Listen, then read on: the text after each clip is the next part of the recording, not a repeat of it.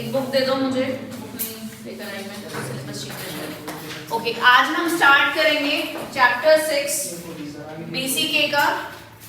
ठीक है, चैप्टर 6 में देखिए क्या है, जैसे आपका चैप्टर 3 है ना, यस मैम, चलाए। चैप्टर 3 में क्या है, बिजनेस ऑर्गेनाइजेशन। उसमें डिफरेंट कंपनीज हैं, इंडियन और ग्लोबल कंपनीज, जिनके बारे में आपको खुद ही पढ़ना पड़ेगा ना। लाइकवाइज आपका जो चैप्टर 6 है वो भी कुछ सिमिलर है ऐसे ही। उसमें डिफरेंट टर्मिनोलॉजीज दी गई हैं, लाइक BCK में बिजनेस एंड कमर्शियल नॉलेज में, बिजनेस में जब अगर हम बात करें शेयर्स की, स्टॉक एक्सचेंज की, उनमें कुछ बहुत सारे वर्ड्स हैं जो हम यूज करते हैं ना। तो वर्ड्स क्या है, वो वर्ड्स क्या है, जैसे मार्केटिंग है, मार्केटिंग में मैंने कहा स्ट्रेटेजी, तो स्ट्रेटेजी का क्या मतलब है। मैंने कहा टारगेटिंग, सो टारगेटिंग का क्या मतलब है। सिर्फ उसमें मीनिंग है डिफरेंट वर्ड्स की जो उस पर्टिकुलर टर्म में यूज होती है। जैसे देखिए, आपने अपनी बुक खोली, 4 बेसिक टर्मिनोलॉजीज हैं जो आपको पढ़नी है। ठीक है, वो क्या क्या है। कॉमन बिजनेस टर्मिनोलॉजीज हम पढ़ेंगे,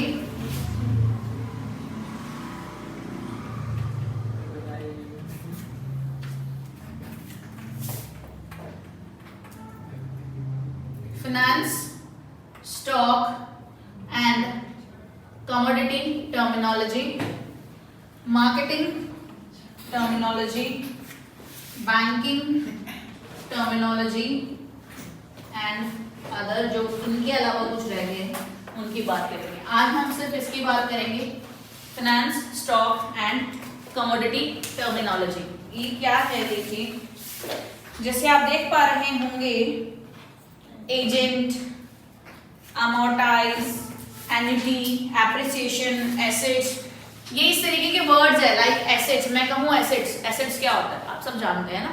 मैंने कहा करंट एसेट्स क्या होता है आप सब जानते हैं। डेप्रिसिएशन क्या होता है, बहुत सी चीजें आप जानते हैं। तो इसमें सिर्फ ऐसे बंच ऑफ वर्ड्स हैं जो बिजनेस में यूज किए जाते हैं, उसके बारे में आपको थोड़ा सा ज्ञान दिया है इस चैप्टर 6, बस और कुछ नहीं है। आप खुद से भी कर सकते हो, बट हम ये क्लास में डिस्कस करेंगे। डेली हम एक टर्मिनोलॉजी बात करेंगे, क्योंकि बहुत सारे टर्म्स हैं, आपको एक साथ सारे टर्म्स लर्न नहीं होंगे। इवन मैं भी कहूंगी, इनफैक्ट आपको सारे ऑलमोस्ट आते हैं, कुछ एक टर्म्स हैं जिनके बारे में आपको नहीं पता कि ये होता क्या है, सिर्फ उसकी मीनिंग क्लियर करनी है। ठीक है, तो आज हम इसकी बात करें। जैसे मार्केटिंग के अलग टर्म्स हैं, बैंकिंग में बहुत सारे टर्म्स यूज करते हैं। लाइक अगर मैं कहूँ CRR, what is CRR, SLR, what is SLR, क्या होता है, ये बैंकिंग में क्या करते हैं, तो वो चीज है। ठीक है, स्टार्ट करें। देखिए, जो आपके बुक के जितने भी टर्म्स है ना, मैंने इनको कुछ थोड़े से पार्ट्स में इनको डिवाइड किया है। जैसे पहला जो मैंने इसको डिवाइड किया वो है बेसिक्स। बेसिक्स में हम क्या करेंगे, बेसिक्स में मैंने वो सारे आपके टर्म्स डाले हैं जो आपने कहीं ना कहीं पढ़े हैं, सुने हैं या आपको आते हैं। ठीक है, जो आपने पढ़े हैं, सुने हैं, या मैं कहूंगी आपको आते हैं, मींस आपने +1 +2 में पढ़े हैं वो टर्म्स। तो चलिए स्टार्ट करते हैं आज। ओके, सबसे पहला है डेप्रिसिएशन। ठीक है, फटाफट से हम लोग बस ऐसे ही डिस्कस करेंगे, मैं कुछ पढ़ा नहीं रही हूँ आज हम लोग डिस्कस करने वाले हैं। ठीक है, GD होगा, डिस्कशन होगा सिर्फ। तो चलिए, डेप्रिसिएशन आपको पता है क्या होता है depreciation. Okay, then amortize, reduction in the value of intangible assets. सबको पता था ये? देखिए, जैसे हमने क्या कहा, डेप्रिसिएशन क्या होता है, किस पर लगता है डेप्रिसिएशन? एसेट्स पर लगता है ना, एसेट्स पर लगता है। क्या लगता है, ये क्या होता क्या है डेप्रिसिएशन, बताइए। Reduction in the value of the assets. जैसे अगर कोई आपकी एसेट, जैसे फॉर एग्जांपल हम मशीनरी की बात करें, ठीक है, मशीनरी आपने परचेज की, आपने कहा मुझे 5 इयर्स तक ये मशीनरी जो है इससे बेनिफिट मिलता रहेगा, तो इस पर जो भी मेरे एक्सपेंसेस आ रहे हैं, लाइक मैंने रिपेयरिंग कराया, तो ये एक तरीके से उसकी वैल्यू डाउन हो गई ना। तो उसको क्या करोगे आप, एक ही साल में उसको पूरा एडजस्ट नहीं करोगे ना, P&L पे चार्ज नहीं करते हो। क्या करते हो, अगर मैं SLR की बात करूं तो उसको एवरी ईयर आप उसमें चार्ज करते हो P&L में, यही करते हो डेप्रिसिएशन में।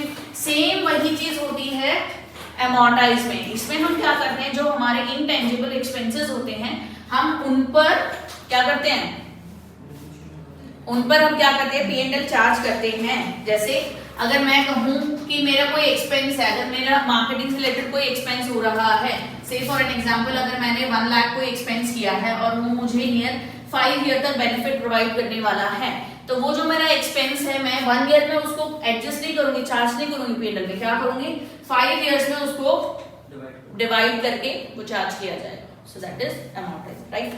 Then debtors, who are debtors, I think clear है डेटर्स, है ना। कौन होते हैं डेटर्स, इन्हें हम बोलते हैं देनदार, जिसने पैसे देने हैं, जिसको हमने उधार में माल बेचा है। देन आते हैं हमारे क्रेडिटर्स, लेनदार, जिससे हमने पैसे लेने हैं। एन्युटी, एन्युटी, एन्युटी, एन्युटी देखो जो वर्ड है ना, जैसे नाम रिप्रेजेंट कर रहा है इसका एनुअल, इसका एनुअल से रिलेटेड है। एनुअल से रिलेटेड क्या है, एन्युटी का मतलब होता है fixed payment to be done in fixed interval, ठीक है। एक फिक्स्ड टाइम पीरियड में एक फिक्स्ड इनकम हमें पे करनी है तो हम उसे कहेंगे एन्युटी।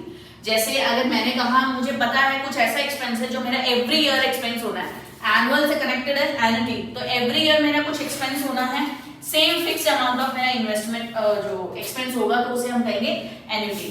अगर ईयर के स्टार्टिंग में, क्योंकि एनुअली है एवरी ईयर होगा, ईयर के स्टार्टिंग में जब ड्यू हो जाता है तो हम इसे क्या कहेंगे, एन्युटी ड्यू। ये सारे वर्ड्स हैं जो आपकी बुक में गिवन है। अभी हम डिस्कस करेंगे, घर पे जाके एक बार रीड आउट करना, बस हो गया आपका चैप्टर 6, ये चैप्टर 6 में, ठीक है। Then appreciation, appreciation decrease in the value of the assets, appreciation increase in the value of the assets. जैसे लैंड है ना, लैंड आपने 5 लाख में अगर परचेज की है, 4 साल में 5 साल में उसका एप्रिसिएशन हो रहा है, ठीक है। Okay, assets, current assets, fixed assets, intangible assets. I think ये एक्सप्लेन करने की जरूरत नहीं है, पता है सबको, है ना। ओके, इक्विटी, इक्विटी जैसे आपने पढ़ा होगा, इक्विटी होते हैं, प्रेफरेंस शेयर्स होते हैं, इक्विटी शेयर होल्डर्स होते हैं। मैं कहूंगी equity is nothing but the total share holders fund, जिसे हम कहते हैं इक्विटी, ठीक है। कोई भी शेयर होल्डर की फंड हो उसे हम इक्विटी बोलेंगे, लाइक रिटेन्ड अर्निंग है, या हमारा जो शेयर होल्डर्स हैं, ठीक है, या शेयर कैपिटल है, रिजर्व एंड सरप्लस है, कैपिटल रिजर्व है, वो सब हमारा किसमें आएगा, इक्विटी में आएगा। जो भी शेयर होल्डर की फंड होगी उसे हम इक्विटी में लेते हैं। Then audit, what is audit, वो जो करते हैं ना सीए वगैरह, जो हम क्या करते हैं बेसिकली जो रिव्यू या चेकिंग करते हैं of accounts, so that is audit. हम ये कहते हैं हम रिव्यू करते हैं हमारे अकाउंट्स, बुक ऑफ अकाउंट्स की, चेक करते हैं कि प्रॉपर्ली उन्होंने बनाए हैं नहीं बनाए हैं। Balance sheet shows the financial statement of status of the business, ठीक है। बैड डेट्स, बैड डेट्स सब कुछ आता है, अब भी बोलने में परेशानी हो रही है, सोने नींद आ रही है, वो पैसा डूब गया मैडम, पैसा डूब गया, बैड डेट्स हो गए, बिल्कुल सही समझे। ओके, फेस वैल्यू,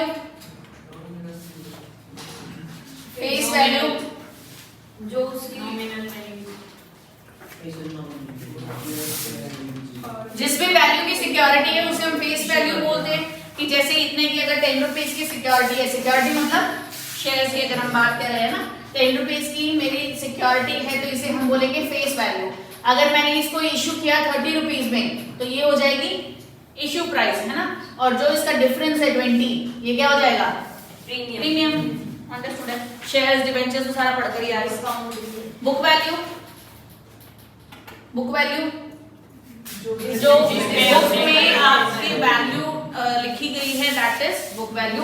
ये रियल वैल्यू से कम या ज्यादा भी हो सकती है, डिफरेंट हो सकती है। जैसे अगर हम कहें लैंड की बात करें, आपने ऑन पेपर ऑन बुक्स आपने उसकी वैल्यू 4 लाख लिखी है, लेकिन मार्केट में उसकी वैल्यू हो सकती है 40 लाख हो, तो बुक वैल्यू जो भी आपने बुक्स ऑफ अकाउंट्स में लिखी that is book value. Okay, then budget की हम बात कर चुके हैं ना, बजट की है। What is budget? Planning for near future के लिए हम प्लान करते हैं, बजट बनाते हैं। Okay, what is call? First call, second call, final call, ये आपने पढ़ी होगी ना शेयर्स में। कॉल की जो हम पैसे मंगवाते हैं अपने शेयर होल्डर से, उसे हम बोलते हैं कॉल। देन बोनस, ये एम्प्लॉयज को जब देते हैं ना, वो बोनस नहीं है, हम यहाँ सिक्योरिटीज की बात करें तो बोनस मीन जो है हम एक्स्ट्रा शेयर या एडवांस शेयर्स देते हैं जो हमारे एग्जिस्टिंग शेयर होल्डर्स है, उस बोनस शेयर्स की हम बात कर रहे हैं। ठीक है, क्लियर है ये बोनस?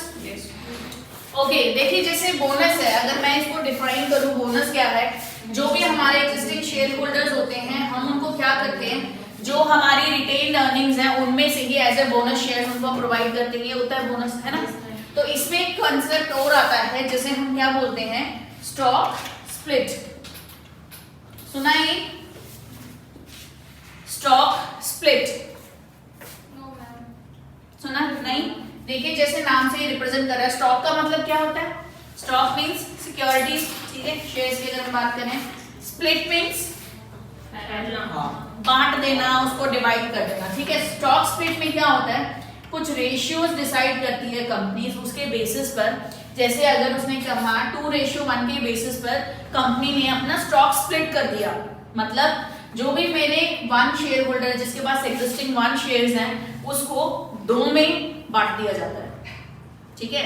उससे क्या होगा, नंबर ऑफ शेयर्स बढ़ जाते हैं, तो मार्केट में उसका जो प्रेशर है वो डिफर करता है, जैसे बुलिश है या फिर बियरिश है, उसमें अपने प्राइसेस को बढ़ाने की एक स्ट्रेटेजी है, जिसमें क्या करते हैं, अगर किसी के पास 1 शेयर है तो उसको स्प्लिट करके 3 शेयर में कर दिया जाता है, ठीक है, उसे हम बोलते हैं स्टॉक स्प्लिट। That's it. क्यों किया जाता है बता तो रही हूँ, अपने जो प्राइसेस है उसको हाइक कराने के लिए, बेनिफिट कंपनी का बेनिफिट होता है, और जो हमारे शेयर होल्डर्स उनके नंबर ऑफ शेयर्स बढ़ रहे हैं। डिविडेंड, आपसे जो चैप्टर 6 है ना, इसमें से आपसे पूछा जाएगा लाइक व्हाट इज डिविडेंड, है ना, डेफिनेशन दे देंगे क्या ये डिविडेंड है, सिर्फ आपको इनकी सबकी मीनिंग क्लियर होनी चाहिए क्या है, दैट्स इट। और ये बेसिक है इसलिए जल्दी करा रही हूँ क्योंकि आप सबको ये आते हैं और पढ़े हुए हैं, आते हैं ना, तो ये सब आई थिंक कराने की जरूरत नहीं है। डिविडेंड क्या होता है? डिविडेंड, कोई ऐसा है जो बोल रहा है मैम इनमें से हमें नहीं आते, आप हमें कराओ, नहीं ना, तो सब नहीं बोल रहे। डिविडेंड क्या होता है? डिविडेंड चलो बताओ। जो शेयर के बाद जो प्रॉफिट दिया जाता है हमेशा क्या होता है बेटा डिविडेंड? नितिन, प्रॉफिट में से जो शेयर होल्डर्स को डिवेंचर होल्डर्स को शेयर होल्डर्स को जो प्रॉफिट वगैरह दिया जाता है वो क्या होता है? डिविडेंड। डिविडेंड होता है। रोहित पता था? इसको नहीं पता था? सच्चे सच्चे बताना, ऐसे छुपाओगे उससे कुछ नहीं होता। आपस में मत देखो, आसपास मत देखो, इसको आता है नहीं आता, किसी को कुछ नहीं आता, तुम समझ लो तुमसे तो सब, तुम्हें सबसे ज्यादा आता है। हमेशा नहीं पता था? पूछा क्यों नहीं आपने? डिविडेंड क्या होता है सूर्या? जो हमारे शेयर होल्डर्स होते हैं उनको डिविडेंड पे करते हैं। शेयर होल्डर्स को इन रिटर्न हम डिविडेंड पे करते हैं, मतलब उनका जो एक तरीके से मान लो प्रॉफिट का जो पार्ट है ना, उसे हम डिविडेंड पे करते हैं। कैश बजट, बजट सबको पता है, कैश बजट कौन सा होता है? कैश में रखा जाता है। जो कैश से रिलेटेड बजट बनाया जाता है, cash inflow and cash outflow के बारे में बात करते हैं, है ना, कैश बजट।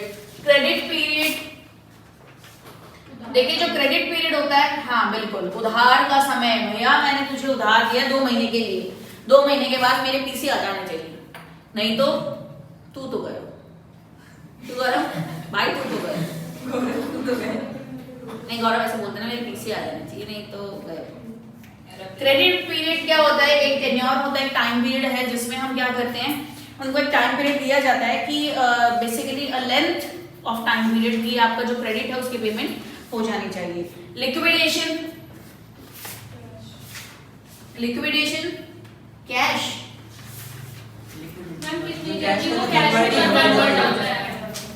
लिक्विडेशन हमने कहा जैसे कंपनी लिक्विडेट हो गई है, ड्यूरिंग इट्स लिक्विडेशन क्या होता है? ये कैश में कन्वर्ट करना, असेट्स को कितनी जल्दी बंद करते हैं जब बंद करते हैं, जब हम कंपनी को बंद करते हैं तो अपने जितने भी एसेट्स है जो हमारे शेयर्स हैं उनको जब हम सेल ऑफ करते हैं तो उसे हम कहते हैं लिक्विडेशन हो जाना। ठीक है। मार्केट वैल्यू, जो मार्केट के अंदर एसेट्स की वैल्यू होती है, जो मार्केट में प्रेजेंट वैल्यू है वो मार्केट वैल्यू। आई थिंक ये क्लियर है। ये बेसिक्स थे जो आपके फाइनेंशियल टर्मिनोलॉजीज में से निकाले हैं, फाइनेंशियल और आपके बेसिक सिक्योरिटीज टर्मिनोलॉजीज जो है उसमें से निकाले थे, सिर्फ बेसिक्स। अब हम उससे नेक्स्ट लेवल पर जाएंगे। ठीक है। ये वो थे जो आपको ऑलरेडी आते थे और हम पढ़ चुके हैं, मींस आप लोग पहले पढ़ चुके हो अपने +1 +2 में। मार्केट वैल्यू और मार्केट कैपिटलाइजेशन है क्या? मार्केट वैल्यू और मार्केट कैपिटलाइजेशन हाँ बोल सकते हो। अभी आगे आएंगे तुम्हारे साथ।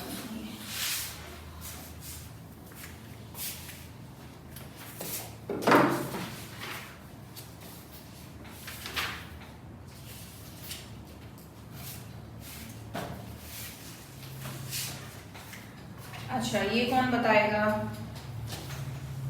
बुल मार्केट क्या होता है? जिसमें स्टॉक मार्केट प्राइस है, जिसके शेयर्स के प्राइस बहुत हाई होते हैं, बुलिश फेज में होते हैं। Boom period boom period. Yes. Bearish market, price है वो कम करते हैं, जो बियरिश फेज में होते हैं। बियरिश।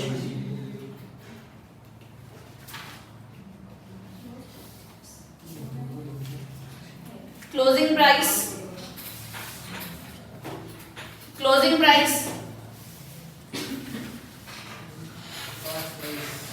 अच्छा ये नहीं, ये नहीं, ये मैं तुम्हें इकट्ठा कराऊंगी।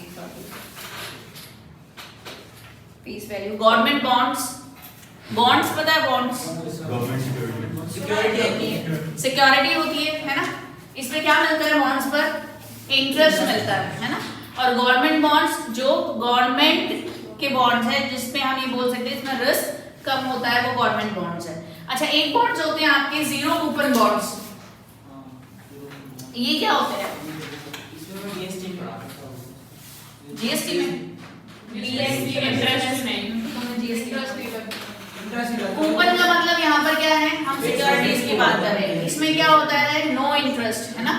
आपका जो इंटरेस्ट है वो नहीं होता। जब इंटरेस्ट नहीं मिल रहा तो फिर इसमें क्यों इन्वेस्ट करते हैं? क्योंकि ये मिलते डिस्काउंट वैल्यू जब बिकते हैं तो फेस डिस्काउंट फेस वैल्यू पे जो इसकी पार वैल्यू होती है उससे डिस्काउंट मिलता है। शिवानी क्या होता है जीरो कूपन बॉन्ड्स?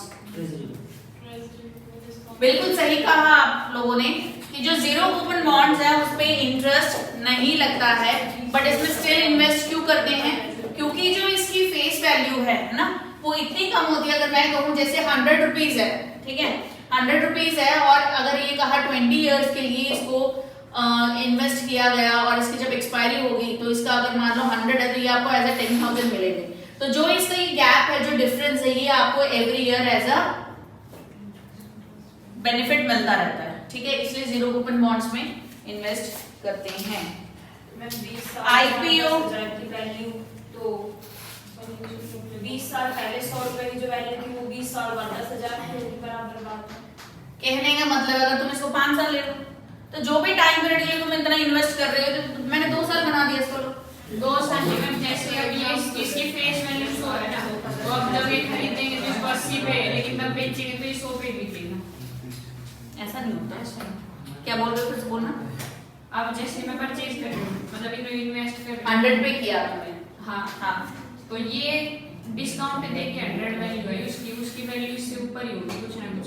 तब मैं इनको बेचूंगी ना तो उस वैल्यू पे बिकेंगे ना, तो तू बेचेगी तो अगला भी डिस्काउंट में खरीदेगा। बेचने की बात नहीं है, बेचने की बात नहीं है। जब तुम इसमें इन्वेस्ट कर रहे हो, ठीक है, तो इसमें क्यों कर रहे हो?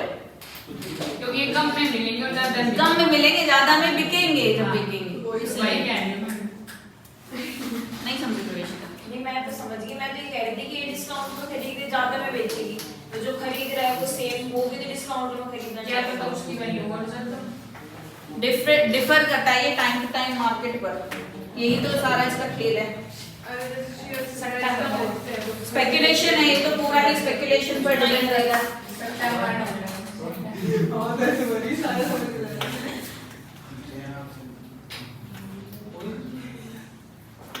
देखिए सिक्योरिटीज में हम बात करते हैं पोर्टफोलियो की, है ना। पोर्टफोलियो क्या होता है? बहुत सारे मॉडल्स बोलते हैं कि मेरा पोर्टफोलियो है, मॉडल्स का पोर्टफोलियो होता है, तो उसमें करते क्या है वो? एक्सपीरियंस वगैरह क्वालिफिकेशन, उसमें उनके डिफरेंट टाइप्स ऑफ फोटोग्राफ्स होते हैं, क्योंकि मॉडल्स हैं, मॉडलिंग करते हैं, वो अपने अलग अलग पोजेस में वो पिक्चर्स जो है उनकी होती है, दैट इज पोर्टफोलियो। यहाँ पर अगर हम सिक्योरिटीज पोर्टफोलियो की बात करें, मतलब यहाँ पर वेरियस कलेक्शन ऑफ सिक्योरिटीज या ग्रुप ऑफ सिक्योरिटीज की बात कर रहे हैं। एक पोर्टफोलियो होता है लाइक दिस, जिसमें आपको डिफरेंट टाइप्स ऑफ सिक्योरिटीज मिलेंगे of different numbers of companies की। बोला जाता है कि जो भी हमारा पोर्टफोलियो है वो हमेशा डाइवर्सिफाइड होना चाहिए, है ना। बोला जाता है कि जितना भी हमारा पोर्टफोलियो है वो डाइवर्सिफाइड होना चाहिए। ऐसा नहीं है कि आपने सिर्फ एक कंपनी उठा लिया और उसमें आपने जितने भी 20 लाख 30 लाख जो भी लगाने हैं आपने सिर्फ एक कंपनी पे लगा दिया। ऐसा नहीं होना चाहिए। क्यों नहीं होना चाहिए ऐसा? क्योंकि अगर एक कंपनी डूबी तो पूरा आपका पैसा डूबा। थोड़ा थोड़ा करके आपका जो पोर्टफोलियो ऐसा होना चाहिए, डाइवर्सिफाइड होना चाहिए, ठीक है। डाइवर्सिफाइड मतलब आपको अलग अलग डिफरेंट कंपनीज में इन्वेस्टमेंट होनी चाहिए, सो दैट कि अगर कभी कोई डूबी तो कोई ना कोई तो आगे बढ़ेगी, राइज होगा, ठीक है। तो उसे हम बोलते हैं portfolio. Listed stock, listed stock, listed company क्या होती है? लिस्टेड कंपनी रजिस्टर्ड करा रखा है, तो उनकी सिक्योरिटीज को हम बोलते हैं listed stock. Stock here is security. Income stock,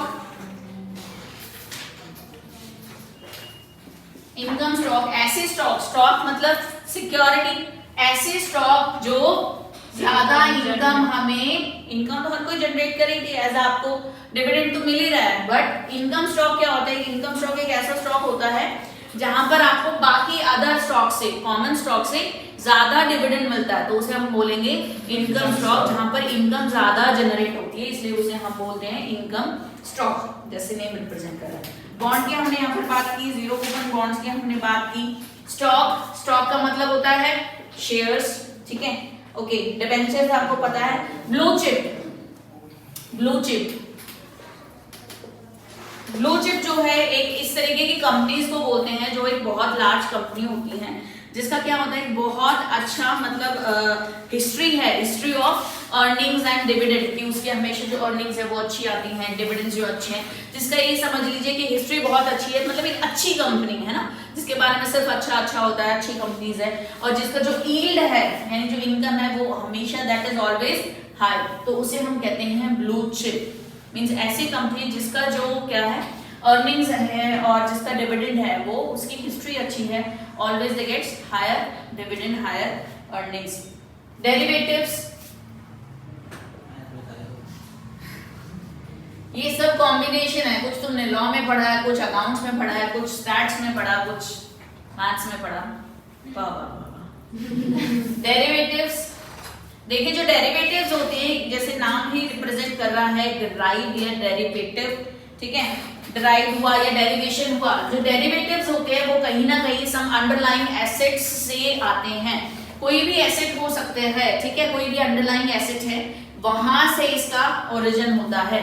नहीं समझ में आया? जैसे एग्जाम्पल की बात करें, सैडनेस आया, सैडनेस, सैड से सैड हो तो सैडनेस आया, है ना। अब तुम लोग हो, मतलब तुम लोग in the sense we as a children, है ना, तो हमारी पहचान कहाँ से है? हमारे पेरेंट्स से है, अमीर बाप की, है ना। तो मतलब हमारी पहचान जो है कि भाई तेरी औकात क्या है, अगर कोई इसको डरो मत, मैं नहीं बोल रही हूँ ऐसा, कोई बोले भाई तेरी औकात क्या है, भाई ऐसे कोई नहीं शुरू वाली टोन में पूछ। चलो औकात छोड़ो, बहुत अलग वर्ड हो गया। स्टेटस की अगर हम बात करें कि लाइक व्हाट आर स्टेटस है, अपना स्टेटस, भाई हमारा स्टेटस, हमारा मतलब तुम लोगों का स्टेटस अभी क्या है? अभी तो बच्चे हो, पढ़ रहे हो, सीए बनोगे जब तुम्हारा स्टेटस होगा कुछ, है ना। तो अभी तो पापा मम्मी का जो स्टेटस है उस पर ही तुम लोग ऐश कर रहे हो, अभी अपना क्या स्टेटस है, जो भी पेरेंट्स का स्टेटस है वही आपका स्टेटस है। तो मींस डेरिवेटिव कहाँ से आया? कोई एक बेस है, अंडरलाइन कोई एसेट्स है, उस एसेट से वो आया उसे हम कहते हैं। जैसे गोल्ड बिस्किट कहाँ से आए? गोल्ड से आए। तुम सबकी आज फोन आएंगे, किसका फोन है? घर से? लो मेरी बात कर, यही बोल दो। गोल्ड बिस्किट कहाँ से आया? गोल्ड से। तो मींस कहीं ना कहीं कोई उसका बेस होता है। कन्वर्टेबल सिक्योरिटीज, कन्वर्टेबल सिक्योरिटीज क्या होती है मुस्कान? जो कन्वर्ट होता है, जिन्हें हम कन्वर्ट कर सकते हैं, है ना। जैसे कन्वर्टेबल डिबेंचर्स होते हैं, कन्वर्टेबल प्रेफरेंस शेयर्स होते हैं जिन्हें हम कन्वर्ट कर सकते हैं। ओके, गवर्नमेंट बॉन्ड्स हो गए थे। डिफेंसिव स्टॉक सुना? डिफेंसिव स्टॉक, हाँ, जो डिफेंड करता है, जैसे नाम से रिप्रेजेंट कर रहा है। डिफेंसिव स्टॉक, स्टॉक मतलब आपकी सिक्योरिटी, डिफेंड मतलब जो डिफेंसिव मतलब डिफेंड कर रहा है। मार्केट की सिचुएशन कैसी भी है, ठीक है, कैसी भी मार्केट की सिचुएशन चल रही है, नेगेटिव सिचुएशन है, कैसी भी है, लेकिन जो आपके स्टॉक्स की जो डिविडेंड है वो आपको एज अ कांस्टेंट डिविडेंड मिलता रहेगा, उसे हम बोलते हैं डिफेंसिव स्टॉक। ऐसी सिक्योरिटी जिसका मार्केट स्ट्रक्चर कुछ भी है, मार्केट सिचुएशन कुछ भी चल रही है, चाहे नेगेटिव चल रहा है उसका स्लोप, है ना, फिर भी उसका जो डिविडेंड है वो आपको मिलेगा ही मिलेगा, उसे हम कहते हैं डिफेंसिव स्टॉक। अच्छा, जैसे हमने पोर्टफोलियो की बात की थी, हमने कहा था कि जो डिफरेंट कंपनीज है हमें उसमें इन्वेस्ट करना चाहिए, मतलब डाइवर्सिफिकेशन करना चाहिए। इसी को हम एक तरीके से और बोलते हैं जिसे बोला जाता है हेज, कि सिक्योरिटीज की हेजिंग कर देना, ठीक है। हेज, HEDGE, हेज क्या होता है? अपनी जो रिस्क है उसको मिनिमाइज करना और हमारे जो प्रॉफिट है उसको मैक्सिमाइज करना, उसे कहते हैं हेजिंग। हेजिंग, अगर हमने बहुत सारी डिफरेंट कंपनीज में इन्वेस्ट किया तो कहीं ना कहीं हमने अपना जो रिस्क फैक्टर है उसको मिनिमाइज किया, कि अगर एक कंपनी डूबेगी तो बाकी तो पैसा मेरा बचेगा। भाई वो तुम्हारा लक है कि तुमने जितने भी कंपनीज में लगाए वो सारी डूब गई, वो लक की बात होगी।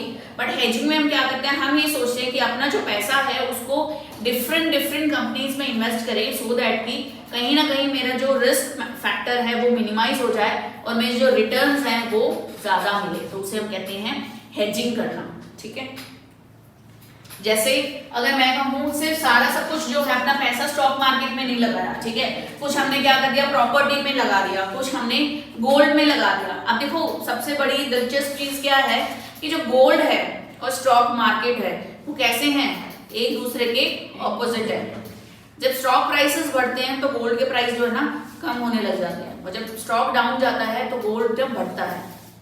तो मीन्स आपको कहीं ना कहीं अगर वहां नुकसान मिल रहा है तो गोल्ड में इन्वेस्ट कर दो, थोड़ा कुछ प्रॉपर्टी में इन्वेस्ट कर दो, कुछ सिक्योरिटीज में कर दो, तो इससे आपने क्या कर दिया, हेजिंग कर दिया। अगर आपने स्टॉक मार्केट डाउन गया तो आपका कुछ पैसा वहां डूबा, लेकिन वो डाउन जाएगा तो गोल्ड आपका बढ़ेगा, तो आपने वहां उसको इनकम को बैलेंस कर लिया, ठीक है, इसे कहते हैं हेजिंग। देन आर्बिट्रेज,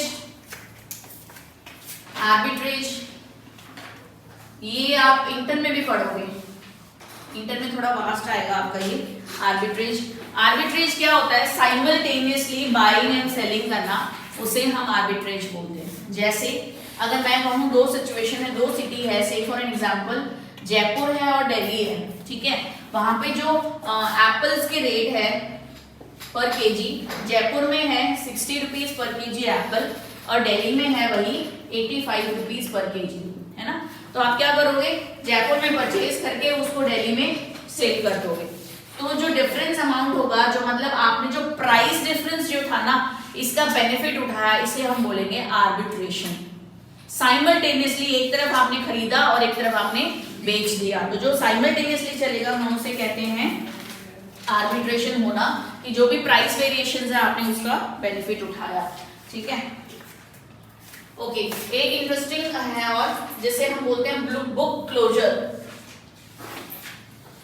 देखिए, एक होता है रजिस्टर ऑफ मेंबर्स, ठीक है, मेंबर्स का एक रजिस्टर होता है जिसमें क्या होता है, सारी डिटेल्स होती है मेंबर्स की, जैसे जो भी हमारे शेयर होल्डर्स हैं कौन है। अगर कंपनी किसी टाइम पे चाहती है कि हम उन्हें अपने एग्जिस्टिंग शेयर होल्डर्स को कुछ बेनिफिट्स दें, बेनिफिट इन द सेंस हम उन्हें बोनस शेयर देना चाहते हैं या उनको कुछ डिविडेंड देना है, तो वो कैसे देगी, उनको कैसे पता होगा कि मेरे मेंबर्स कौन है। इतने ज्यादा शेयर होल्डर्स होते हैं ना, तो उनके लिए होता है रजिस्टर ऑफ मेंबर्स, उसमें पूरी डिटेल उनकी गिवन होती है।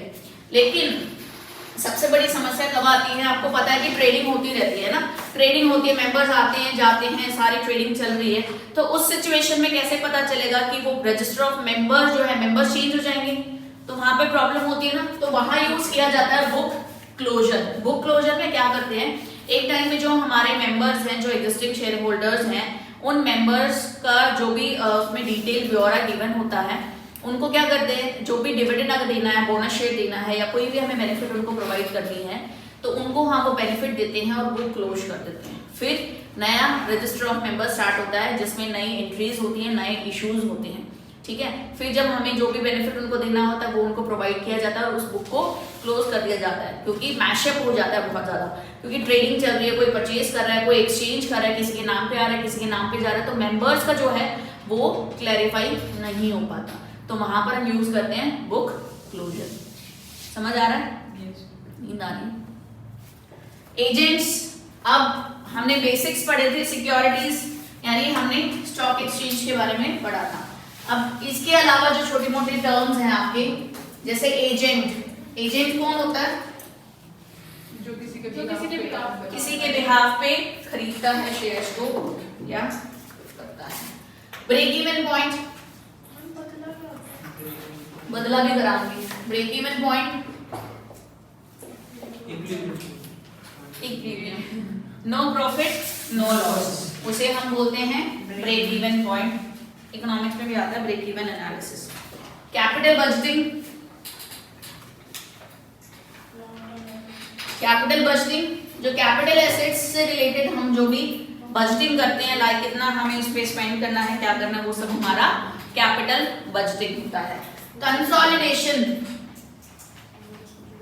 कंसोलिडेशन अभी इसको होल्ड पे डाल दो, कुछ टर्म्स है उसका एक साथ कराऊंगी मैं, कंसोलिडेशन अभी रहने दो। एक्सचेंज रेट, एक्सचेंज रेट एक होता है हमारा डॉलर, एक है हमारा रुपीज। $1 खरीदने के लिए मुझे कितने रुपए देने पड़ेंगे, मैंने कहा 70, ठीक है। ये क्या है, जिस रेट पे हम किसी करेंसी को एक्सचेंज करते हैं। फाइनेंशियल इंस्ट्रूमेंट्स, फाइनेंशियल इंस्ट्रूमेंट्स वो सारे इंस्ट्रूमेंट है ना जो क्या रिप्रेजेंट करते हैं, ऐसे सारे इंस्ट्रूमेंट जिसमें मेरे सिक्योरिटी के ओनरशिप को कैरी करता है, उन्हें हम बोलते हैं फाइनेंशियल इंस्ट्रूमेंट्स, जिसमें सब तरीके के हमारे इंस्ट्रूमेंट्स आते हैं। जैसे फॉर एग्जांपल कमर्शियल पेपर है ना, कमर्शियल पेपर्स क्या होते हैं, कागज होते हैं। शॉर्ट टर्म होता है ये 90 डेज के लिए होता है आपका कमर्शियल पेपर्स।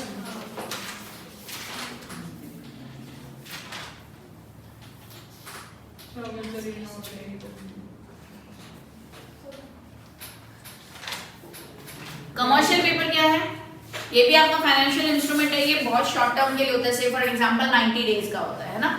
इसमें क्या होता है, जो भी चीजें होती है वो लाख में इसको कैपिटलाइज किया जाता है, लाइक 1 लाख हो गया, 3 लाख हो गया, 5 लाख हो गया, तो इसे हम बेसिकली कमर्शियल पेपर बोलते हैं। फाइनेंशियल इंटरमीडियरी, फाइनेंशियल इंटरमीडियरी जो यूजर और सिक्योरिटी के बीच में लिंक का काम करते हैं, है ना, तो उसे हम बोलते हैं फाइनेंशियल इंटरमीडियरी। जैसे अगर हम बात करें बिजनेस की, बिजनेस में हमारे क्या होते हैं, मैन्युफैक्चरिंग यूनिट है और हमारा कंज्यूमर है, तो उन तक पहुंचाने में जितने भी हमारे इंटरमीडियरीज का काम करते हैं उन्हें हम, जैसे होलसेलर है, रिटेलर्स हैं, वो हमारे इंटरमीडियरीज हो गए। ऐसे ही सिक्योरिटीज में वो होता है, स्टॉक एक्सचेंज में भी उन्हें हम बोलते हैं फाइनेंशियल इंटरमीडियरीज। म्यूचुअल फंड क्या होता है,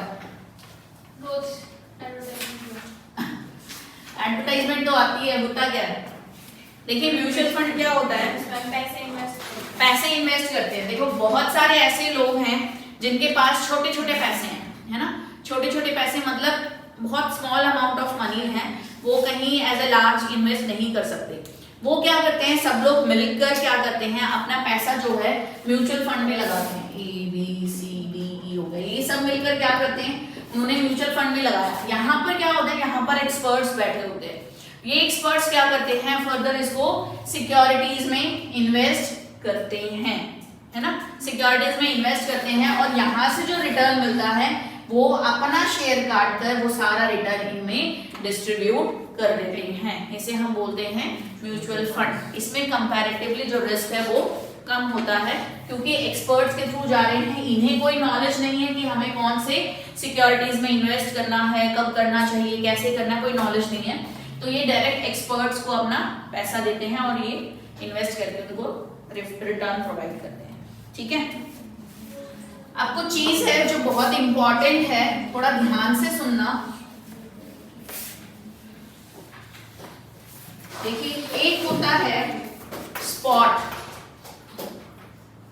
ठीक है, और एक होता है ऑप्शन, ये मैं कहूं ऑप्शंस। ठीक है, स्पॉट क्या होता है, ऑन द स्पॉट।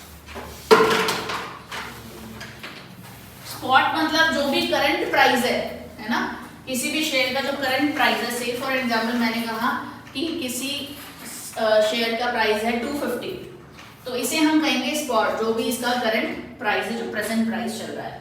अब बीइंग एन इन्वेस्टर, अगर हम अपना पैसा कहीं लगा रहे हैं तो हाँ, हम स्पेकुलेट तो करते ही हैं कि कहीं मेरा पैसा डूब तो नहीं जाएगा। अब मैंने अपने शेयर्स में इन्वेस्ट किया, ठीक है, अब मैंने अंदाजा लगाया या स्पेकुलेट किया कि 2 महीने बाद ये जो शेयर्स हैं ये डाउन जाएंगे, इसकी जो प्राइस है वो कम हो जाएगी, ये शेयर्स गिरेंगे। कोई भी जब लगाता है तो उसको आइडिया लगाता ही है कि ये अप जाएंगे या डाउन जाएंगे। ठीक है, सपोज मैंने ये आइडिया लगाया कि इनकी जो शेयर प्राइस है वो डाउन आएंगे, ये करीब आ जाएंगे 220 पर। ठीक है, कितने टाइम पीरियड का मैंने बात कही, 2 मंथ्स की। ठीक है, तो 2 मंथ्स में ऑप्शन क्या होता है कि मैंने अंदाजा लगाया, एक आइडिया लगाया, स्पेकुलेट किया कि 2 महीने बाद ये इसके प्राइस गिर के 220 हो जाएंगे। ठीक है, तो ऑप्शंस में हम क्या करते हैं, 2 महीने बाद के लिए हमारे पास एक ऐसा ऑप्शन अवेलेबल होता है जिसमें हम एक फिक्स्ड अमाउंट जो है फिक्स कर सकते हैं कि इस फ्यूचर में जाकर कि मेरा जो प्राइस है वो फिक्स्ड हो जाए, जिस पर मैं सेल या बाय कर सकूं। थोड़ा सा समझना, स्पॉट क्या होता है, जो प्रेजेंट प्राइस चल रहा है शेयर का, उसे हम बोलते हैं स्पॉट। ऑप्शंस क्या होता है वो भी आगे करेंगे। एक सिचुएशन होती है जब इन्वेस्टर सोचता है कि मेरा प्राइस जो है, शेयर प्राइस है वो गिर जाएगा, 2 महीने बाद इसके प्राइसेस डाउन आएंगे। तो आपके पास क्या होता है, एक ऐसा ऑप्शंस अवेलेबल होता है जिसमें आप, जैसे अगर उसने कहा 2 महीने बाद प्राइसेस गिरेंगे तो फिक्स्ड प्राइस पर सेल या बाय कर सकता है, ऐसे ऑप्शन अवेलेबल होता है। अगर वो सेल करता है तो इसे हम बोलते हैं पुट ऑप्शन, इसे हम बोलते हैं पुट ऑप्शन, और अगर वो बाय करता है तो उसे हम बोलते हैं कॉल ऑप्शन। 2 महीने बाद, कहानियां खत्म नहीं हुई, 2 महीने बाद क्या हुआ ये देखते हैं कि जो अंदाजा लगाया था, जो एस्टिमेट लगाया था, स्पेकुलेट किया था कि क्या वो वाकई में प्राइस उतने कम आए या बढ़े। ठीक है, और जो ये फिक्स्ड प्राइस की हम बात करते हैं ना, इस फिक्स्ड प्राइस को क्या बोलते हैं हम, स्ट्राइक प्राइस। स्ट्राइक प्राइस बोलते हैं इस फिक्स्ड प्राइस को। ठीक है, कि एक फिक्स्ड प्राइस हमने मान लिया, जिसने यहाँ कह दिया कि चलो अगर मैं कहूँ 230 हो गए, ठीक है, तो यहाँ पर फिक्स प्राइस क्या हो जाएगा 230, कि 230 पर उसने, अगर यहाँ पर मैं कहूँ एक पर्सन है ए और एक पर्सन है बी, इन दोनों ने क्या किया, इसने पुट ऑप्शन ले लिया कि इसने क्या किया, इसके शेयर्स हैं 250 रुपीज में, इसने शेयर इसके पास है, इसको लग रहा है इसके शेयर प्राइस डाउन जाएंगे, तो इसने पुट ऑप्शन ले लिया कि इतने प्राइस आने पर मैं सेल कर दूंगा। बी ने क्या किया, बाइंग ऑप्शन पर लगा दिया कि कॉल ऑप्शन पर लगा दिया। लेकिन वो डिपेंड करता है, अगर इसको बेनिफिट होता है तो ही तो ये एक्सरसाइज करेगा ना, वरना ये क्यों अपनी बेचेगा। अब देखो एग्जांपल के थ्रू करते हैं, 230 होने वाले थे, 2 महीने बाद देखा जो इसका प्राइस है क्या हुआ, 230 नहीं हुआ, इसका 2 महीने बाद भी प्राइस कितना था 250। ठीक ठीक है। अब 250 है, अब इसने ये ए क्या करेगा, इसने फिक्स प्राइस पर पुट ऑप्शन लिया था। पुट ऑप्शन मतलब ये सेल करेगा, पर पहले ये देखेगा कि मुझे बेनिफिट हो रहा है या नहीं हो रहा है। अब देखो बेनिफिट होगा, इसने फिक्स प्राइस कर दिया था 230 का, है ना, इसने कहा 230 पर आते ही मैं सेल कर दूंगा। पुट ऑप्शन लिया इसने सेलिंग का, लेकिन मार्केट प्राइस कितना है 250, तो उसको 20 रुपीज का लॉस हो रहा है ना। अगर वो सेल कर देता है 230 पे, उसको तो 230 पर ही सेल करना पड़ेगा, क्योंकि उसने प्राइस को फिक्स कर दिया, फ्रीज कर दिया वहां पर। समझ रहे हो पॉइंट को? हो सकता है उसको ये लगा कि 230 आने वाला, हो सकता है उसे ये लगा 210 आने वाला, ठीक है, या हो सकता है उससे भी गिर जाए, पीछे आ जाए, तो उसने 210 पर फिक्स कर दिया प्राइस कि 210 पर आ जाएगा तो मैं सेल कर दूंगा, ठीक है। तो यहाँ पर अब देखो, बट मार्केट में प्राइस क्या हुआ 250, तो यहाँ पे उसको अल्टीमेटली अगर वो सेल करता है तो लॉस हो रहा है 40 रुपीज का, तो 40 रुपीज पर वो लॉस पर क्यों बेचेगा? अगर वो जिस टाइम पे उसने फिक्स कर दिया 210 का, उसके बाद वो बेच रहा है उस टाइम पे 250 है, तो किस पे बेचना पड़ेगा? नहीं बेचेगा, डिपेंड करता है, कंपलसरी नहीं है। अगर उसको बेनिफिट हो रहा है तो वो एक्सरसाइज कर सकता है, उसको फर्दर प्रोसेस कर सकता है, नहीं तो नहीं भी कर सकता, ठीक है। तो यहाँ पर इसको नुकसान हो रहा है ना 40 रुपीज का, तो क्यों बेचेगा? तुम अपने आप को सोच के देखो, तुमने सोचा था कि प्राइस गिरेंगे, पर प्राइस गिरेंगे वो तो एज इट इज है, तो तुम बेचोगे अपने शेयर्स को, नुकसान पे क्यों बेचोगे? तो वो यहाँ पर क्या करेगा, पुट ऑप्शन एक्सरसाइज नहीं करेगा। इसमें नुकसान क्या है? 250 के शेयर में 210 उसको 210 पर ही बेचने पड़ेंगे, 250 में नहीं बेच सकता वो, क्योंकि उसने अपना प्राइस जो है फिक्स कर दिया था। उसको लगा प्राइस डाउन जाएंगे, हो सकता है इससे भी डाउन आ जाए। अगर 250 पे है तो भी उसे 210 पे बेचना पड़ेगा। हाँ, क्योंकि उसने पुट ऑप्शन ले रखा है, तो वो पुट ऑप्शन यहाँ पर कैंसिल करा सकता है, जरूरी नहीं है कि वो पुट ऑप्शन ले। तो पुट ऑप्शन जब उसका कैंसिल हो जाएगा तो नॉर्मल आ जाएगा उसके प्राइस पर, लेकिन यहाँ पर उसने पुट ऑप्शन ऑप्ट कर लिया ना, उसने बोल दिया कि स्ट्राइक प्राइस मेरा है 210, उसने स्ट्राइक कर दिया प्राइस को कि मेरा जो स्ट्राइक प्राइस है 210 है, तो अगर वो सेल करेगा तो 210 पर ही सेल होगा उसका, 250 पर नहीं होगा। वही अगर बी है, बाद में कर सकता है। वही अगर बी है, बी ने भी स्ट्राइक प्राइस लगाया बाई के लिए, उसने कॉल ऑप्शन लिया, तो कॉल ऑप्शन में तो बेनिफिट हो रहा है ना, 250 का उसका प्राइस है मार्केट में, लेकिन उसने क्या कर दिया, कॉल ऑप्शन ले लिया 210 पर, तो बेनिफिट हो रहा है ना, 210 पे खरीदेगा, खरीद के कॉल ऑप्शन खत्म, उसको बेच देगा 250 पे, प्रॉफिट हुआ ना। समझ में आया? क्या करेगा, कॉल ऑप्शन से 210 में खरीदेगा और उसको 250 में बेच देगा, उसको प्रॉफिट हो गया ना। मैम ये ऑप्शन मिलते हैं? शेयर मार्केट में मिलते हैं, जब शेयर्स पे डीलिंग करोगे, ट्रेडिंग करोगे, वहां number of variety of option है आपके पास। ब्रोकर बताता है? हाँ, ब्रोकर भी बताएंगे, आपके आरएम होते हैं वो चेंज भी नहीं कर सकते बताएंगे। एक बार लेने के बाद?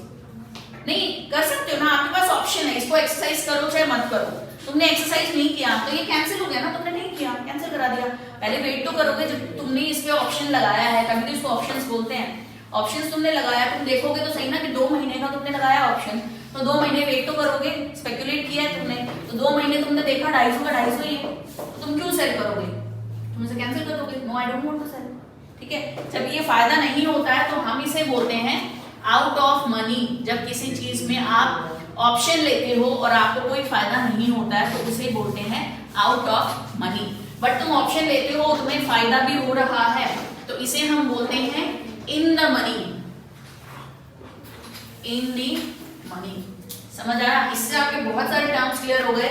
स्पॉट क्या होता है, पुट ऑप्शन क्या होता है, कॉल ऑप्शन क्या होता है, स्ट्राइक प्राइस क्या होता है, आउट ऑफ मनी क्या होता है, इन द मनी क्या होता है। अगर तुम उस टाइम पे नहीं बेचा तो पुट ऑप्शन कैंसिल हो जाएगा, वो कैंसिल करा लेगा ना, हाँ कैंसिल हो जाएगा, फिर उसके बाद वो नॉर्मल फीचर पर आ जाएगा, फिर वो बेच सकता है 250 रुपए पे, पुट ऑप्शन दोबारा दे सकता है, दोबारा भी ले सकता है, दोबारा भी ले सकता है। उसको फिर लग रहा है कि नहीं अब तो स्टेबल रहे, 1 महीने बाद फिर ये प्राइस बढ़ेंगे तो ऑप्शन फिर ले सकता है, फिर घटेंगे लगा। तो ये स्पेकुलेशन तो है ही पूरा शेयर मार्केट, ठीक है। स्पॉट कौन है? ये स्पॉट बन जाएगा ना 250 रुपए 2 महीने बाद। नहीं, बुक में है, बुक में होगा, देखो है ये रहा बुक में होगा। Page number 6.11 strike price 6.10 spot नहीं होगा बुक में, स्पॉट तुम्हें समझाने के लिए है कि स्पॉट होता क्या है। स्पॉट नहीं होगा, स्ट्राइक होगा, कॉल ऑप्शन होगा, पुट ऑप्शन होगा, in the money, out the money नहीं होगा। क्या करंट प्राइस जो होता है उसे हम स्पॉट बोलते हैं। चलिए अब कुछ और टर्म्स हैं जो आपस में कनेक्टेड हैं, जैसे base price, close price, business day. ये इतना कुछ टफ नहीं है जो तुम लोगों को दिमाग पे जोर डालना पड़ रहा है, बस थोड़ा सा आंखों पे जोर डालना है कि आंखें खुली रखो और कुछ नहीं करना। प्री ओपन सेशन, अगर किसी के घर में कोई शेयर्स में डील कर रहा है ना तो उसको तो डेफिनेटली इंटरेस्ट आ रहा होगा, क्योंकि आप लोगों को डेफिनेटली कोई टूटी फूटी नॉलेज होगी, क्योंकि अगर पापा या भैया या कोई भी इन्वेस्ट कर रहा है तो आपने कभी सुना होगा कि वो इन्वेस्ट कर रहा है, ये कर रहा है, तो अभी एटलीस्ट कुछ थोड़ी बहुत तो नॉलेज गेन करने को मिल रही है, तो नॉलेज लो। बताते ही नहीं। वो इसलिए नहीं बताते ना कि तुम्हें क्या पता है तुझे, कुछ क्या बताऊं तुझे, अब बोलना हम मुझे बहुत कुछ पता है। चलिए देखिए बेस प्राइस क्या होता है।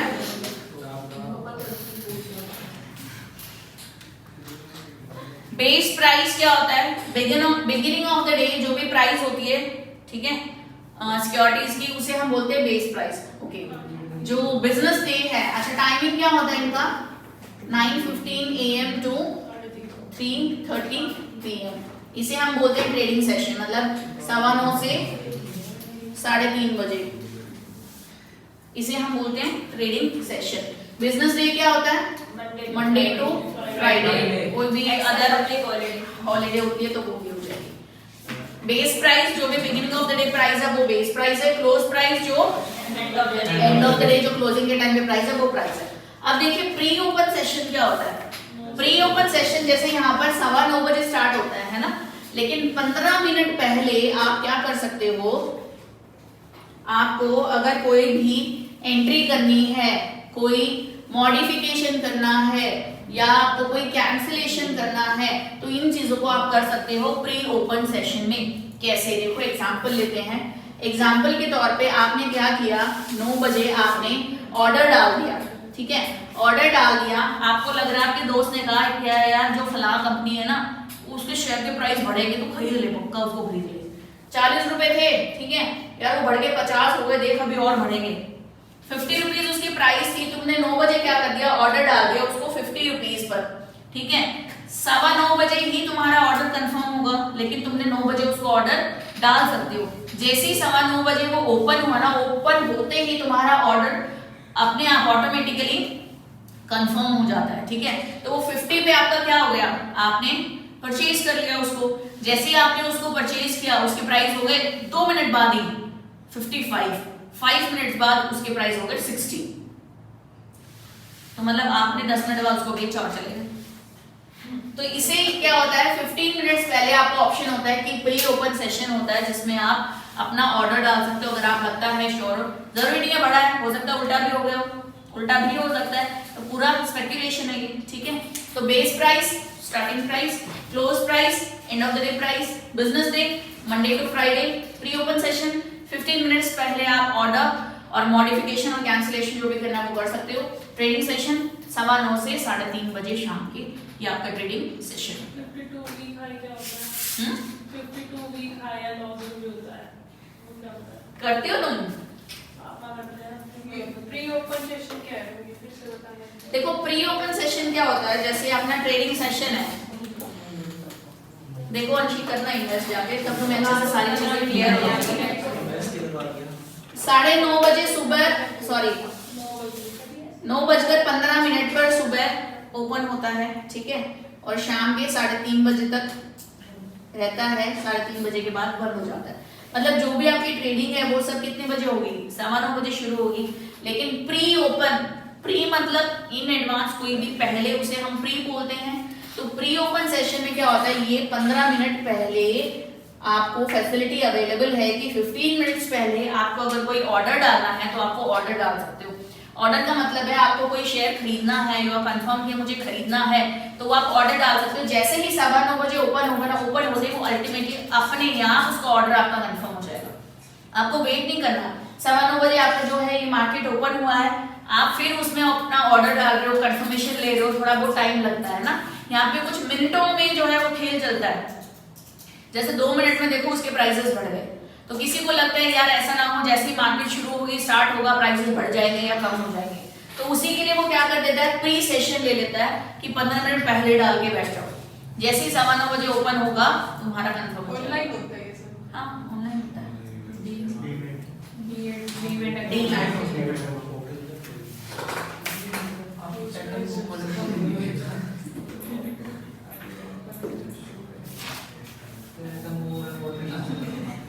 देखिए अब होता आता है एक बास्केट ट्रेडिंग। ओके अच्छा ये बताओ सेंसेक्स क्या होता है? Nifty 50, Sensex 30, Sensex 30, Sensex 30 Nifty 50 का मतलब ये 30 कंपनीज और निफ्टी 50 कंपनीज का इंडेक्स 30 शेयर्स कंपनीज होती हैं। देखियो सेंसेक्स होता क्या है बेसिकली, इंडेक्स जब हम 30 और निफ्टी 50 का मतलब क्या होता है? 50 का जब हम 30 शेयर्स का क्या करते हैं, जब 30 शेयर्स लेते हैं तो हम बोलते हैं हमने सेंसेक्स का लॉट लिया है। क्या लिए? लॉट अरे वही जैसे हमने कहा ना बास्केट ट्रेडिंग, बास्केट क्या होता है? पूरा बंच है ना, बास्केट। अरे यार सब्जी बेचने नहीं आता क्या बास्केट में? भैया पूरी टोकरी दे दो मुझे, आलू है पूरे एक आलू की टोकरी दे दो, वही टोकरी ट्रेडिंग। बास्केट ट्रेडिंग में क्या होता है, पूरा लॉट आप ले लेते हो है ना। पूरे लॉट में क्या होता है, आपको 100 सेंसेक्स लेने पड़ते हैं और एक सेंसेक्स में 30 आपके शेयर्स आते हैं, 30 कंपनीज के शेयर्स होंगे। तो मतलब एक बहुत लार्ज ह्यूज अमाउंट की यहाँ पर बात होती है, तो इसलिए हम उसे बोलते हैं बास्केट ट्रेडिंग, समझे। तो छोटी मोटी ट्रेडिंग नहीं होती है जिसमें हम बहुत लार्ज में ट्रेडिंग करते हैं, उसे हम कहते हैं बास्केट ट्रेडिंग। नेक्स्ट आता है बदला। किससे?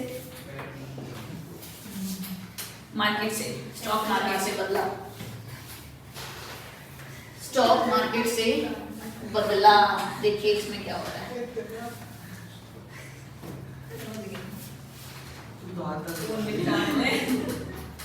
बस पर्सनल मत हो जाओ। देखो बदला में क्या होता है, जो भी हमारी ट्रांजैक्शंस होती है ना, हम उन्हें कैरी फॉरवर्ड करते हैं, वहीं सेटल डाउन नहीं करते। जो भी हमने ट्रांजैक्शन किए उसको कैरी फॉरवर्ड करते हैं। प्रॉफिट होता है तो उस मार्जिन पर हमें कुछ परसेंट पे करना पड़ता है और बदला चार्जेस पे करने पड़ते हैं। समझ नहीं आया? डिटेल में करते हैं। देखो हमने एग्जांपल लिया, सपोज सेंसेक्स लिया मैंने, ठीक है। सेंसेक्स लेने का मतलब मैंने 30 शेयर यानी 30 कंपनीज के शेयर्स लिए, पूरा लॉट लिया मैंने, और जो कि क्या है, जैसे हमने पहले पढ़ा था कि 100 सेंसेक्स लेना जरूरी होता है, ठीक है। 100 की अगर मैं बात करूं, माना मैंने बहुत ह्यूज अमाउंट में खेला, 10,000 ले लिया मैंने, ठीक है। एक सेंसेक्स की वैल्यू कितनी थी? 3,000। 10,000 सेंसेक्स ले लिए और एक सेंसेक्स की वैल्यू थी 3,000। कितने हो गए? 3 करोड़।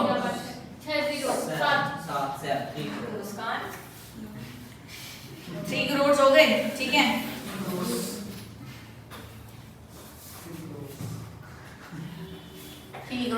हो गए।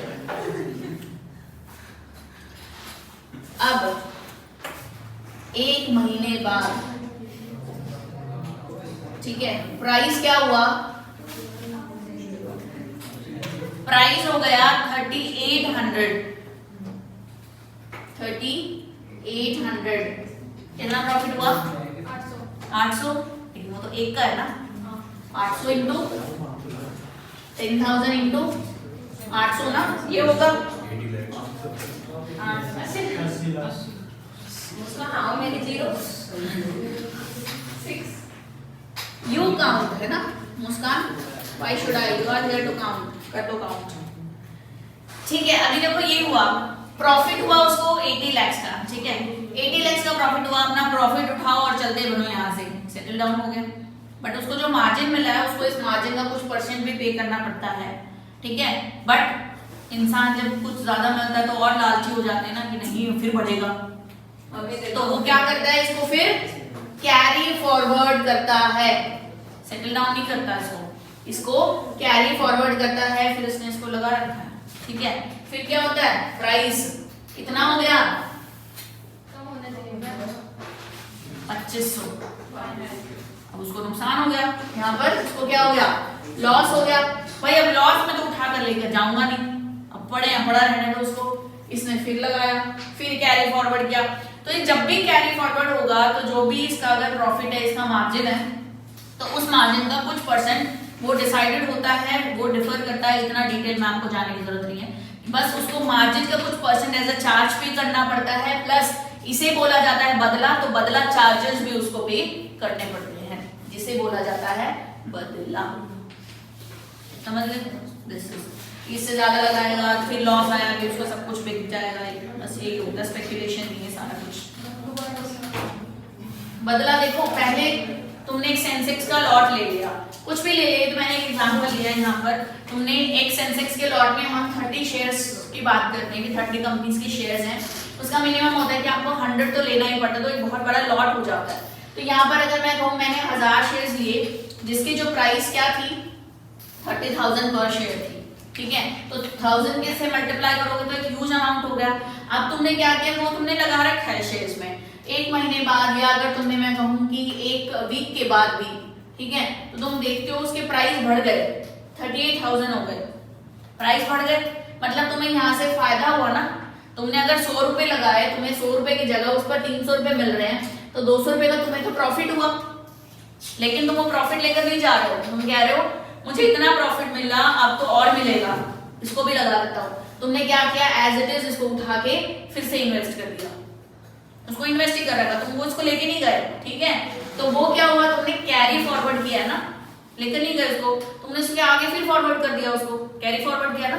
तो जो तुमने प्रॉफिट कमाया, अब कैरी फॉरवर्ड किया ना, तो कैरी फॉरवर्ड किया मतलब, तो जो भी तुमने प्रॉफिट कमाया यहाँ पे 200 रुपए का, इसका तुम्हें क्या करना पड़ेगा, कुछ परसेंट चार्ज देना पड़ेगा। वो डिपेंड करता है कितना देना है। से फॉर एग्जांपल अगर 10% आपको देना है, तो मतलब 20 रुपीज आपको एज अ मार्जिन चार्ज देना पड़ेगा। और एक और लगता है इस पर, जिसे बोलते हैं बदला चार्ज, कि तुमने कैरी फॉरवर्ड किया, अब तुम पर बदला लगेगा, तो बदला चार्ज देना पड़ेगा तुम्हें। तो बदला चार्ज क्या है, वो भी डिपेंड करता है कितना चार्ज कर रहे हैं। तो बदला चार्ज और मार्जिन चार्ज, ये दोनों चार्ज लगते हैं बदला की सिचुएशन में।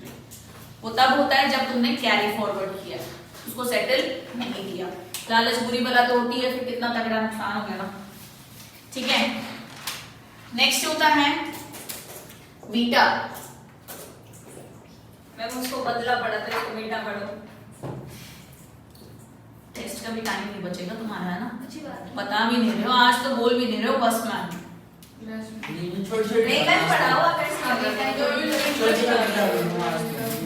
बीटा। देखिए बीटा क्या होता है,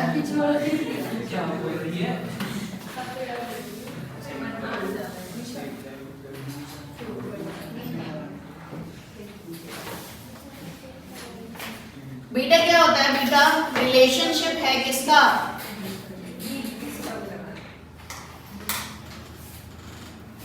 स्टॉक प्राइस और जो भी मूवमेंट हो रही है मार्केट में उसका, मूवमेंट इन मार्केट, जो भी होल मार्केट में मूवमेंट हो रही है। मतलब समझ में आ रहा है, नहीं समझ में आ रहा है। देखो बीटा क्या होता है, एक जो स्टॉक प्राइस है, ठीक है, और एक होता है पूरा होल मार्केट प्राइस, उनके बीच में जो रिलेशनशिप है उसको हम बोलते हैं बीटा। कैसे देखो समझते हैं, 3 तरीके के बीटा होते हैं, ठीक है, greater than 1, equal to 1 and less than 1। जब ग्रेटर देन 1 क्या होता है इसको बताते हैं। देखिए जब ओवरऑल मार्केट, जब ओवरऑल होल मार्केट बढ़ती है, ठीक है, जैसे अगर मैं कहूँ आपकी जो मार्केट है 100 से बढ़ गई, ठीक है, 100 से बढ़ गई, तो जो आपकी जो स्टॉक में मूवमेंट हुई, ठीक है, स्टॉक में मूवमेंट हुई वो भी आपकी 100 से मूवमेंट हुई। स्टॉक और एक ओवरऑल मार्केट दो अलग चीजें होती हैं। जब मार्केट में सिचुएशन आती है तो आपका स्टॉक भी उसी तरीके से मूव करता है। अगर 100 मार्केट में चेंज आया तो वही चेंज आपके स्टॉक में भी आया, तो उसे हम बोलते हैं नॉर्मल बीटा, ठीक है, नॉर्मल बीटा। लेकिन 100 आपके मार्केट में चेंज आया और 150 आपके स्टॉक में चेंज आया, यानी बढ़कर चेंज आया, तो उसे हम बोलते हैं एग्रेसिव बीटा। क्या बोलते हैं उसको? Aggressive beta. और 100 मार्केट में चेंज आने पर 50 आपके स्टॉक में चेंज आया तो उसे हम बोलते हैं डिफेंसिव बीटा। Defensive beta. तो ये होता है रिलेशनशिप मार्केट में और स्टॉक में कि ओवरऑल होल मार्केट में और आपके स्टॉक प्राइस के जो स्टॉक्स हैं उसमें जो चेंज आया उसको हम बोलते हैं बीटा।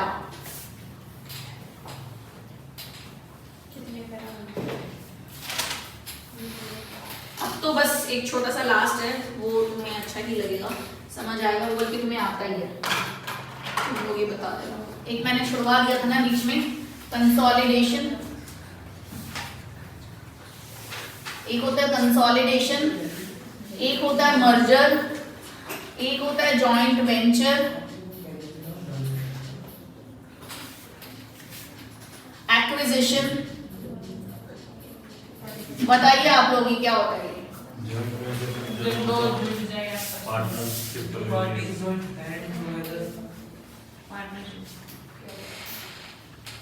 क्या बता रहे हो? जॉइंट वेंचर दो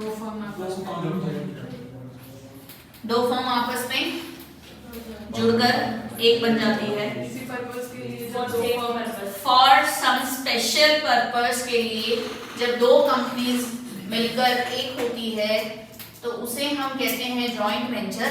पर्पस खत्म तो वो अलग, उसे कहते हैं जॉइंट वेंचर। एक्विजिशन, एक्वायर कर लेना है ना।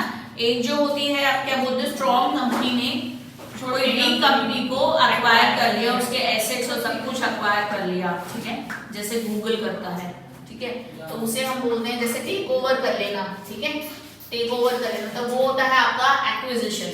मर्जर क्या होता है? दो कंपनियां मर्ज हो जाती है, मर्ज होगी, नाम क्या बन जाता है? उन दोनों का नाम साइमल्टेनियसली चलता है, जैसे ए है और बी है, ए और बी मर्ज होकर बन गई ए बी कंपनी। हीरो और होंडा हाँ, मैम एक नाम वो तो अलग नहीं दे रखा। जॉइंट वेंचर वेंचर और मर्जर फर्क क्या है?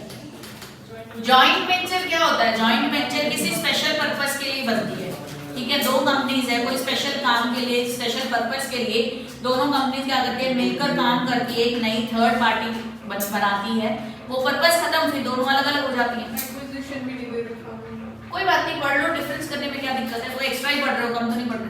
मैम डेफिनेशन में तो है।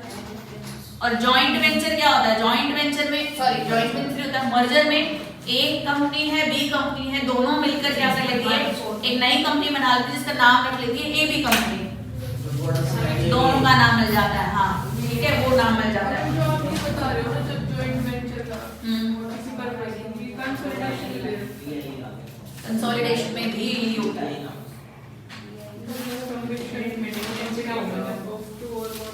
और कंसोलिडेशन बताओ,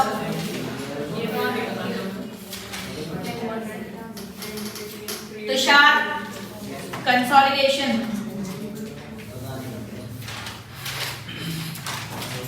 रोहित, देखो जॉइंट वेंचर में क्या करती है, जॉइंट वेंचर में एक स्पेसिफिक पर्पस के लिए ए प्लस बी मिलकर सी बना लेती है ना, वो पर्पस खत्म तो वो दोनों कंपनी अलग अलग हो जाती है। लेकिन कंसोलिडेशन में क्या होता है, कंसोलिडेशन में ए कंपनी और बी कंपनी मिलकर थर्ड कंपनी बना लेती है जो कि परमानेंट हो जाती है और एक परमानेंट नए नाम से बनाती है, उसे बोलते हैं कंसोलिडेशन।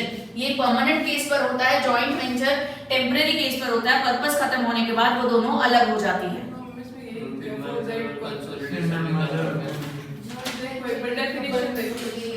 मैम मर्जर में सिर्फ नाम सेम रहेगा। मर्जर में दोनों के एसेट्स हैं, दोनों के मिक्स हो जाएंगे और दोनों का नाम हो जाएगा। जैसे ए कंपनी थी, ए कंपनी का कैपिटल एसेट्स है, बी कंपनी का कैपिटल एसेट्स, सब मिलकर क्या कर लिया, ए बी कंपनी, मतलब दोनों मिलकर काम करेंगे। कंसोलिडेशन में ए के पास है, बी के पास है, जो भी है मिलेंगे तो वो दोनों, बट नाम उनका नया बन जाएगा, नेम का फर्क होगा। जब दो कंपनीज मिलेंगी तो आपस में अपने सारे कैपिटल और सब कुछ ऐड करेंगी ना।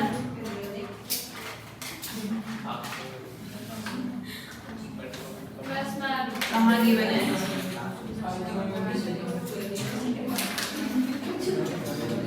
हाँ हाँ ये इनफ है, अभी आज इतना कर लो, बचा हुआ देख लेंगे, छोटा सा भी तुम्हारा टेस्ट भी तो बाकी है।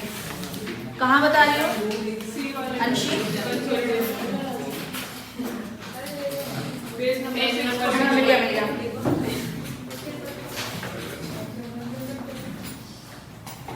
किसी पर्पस के लिए तो क्रिएट करते ही हैं, बट वो परमानेंट नेचर की होती है, वो दोबारा ब्रेक नहीं होती है। ऐसा नहीं होता पर्पस खत्म तो वो खत्म हो गई। गूगल करके देख लेना चाहिए, इस बुक में इनकम्प्लीट दे रखा है। कुछ स्पेशल पर्पस था तो तुमने एक नई एंटिटी बना ली, बट वो क्या करते हैं, नई एंटिटी को ब्रेक नहीं करते हैं, वो नई एंटिटी परमानेंटली बन जाती है। जो कहते हैं ना कंसोलिडेट कर लिया हमने आपस में, कंसोलिडेशन हो जाती है। हो गया आज का। हाँ आज का तो हो गया, अभी टेस्ट 5 मिनट रिवाइज कर लो फटाफट।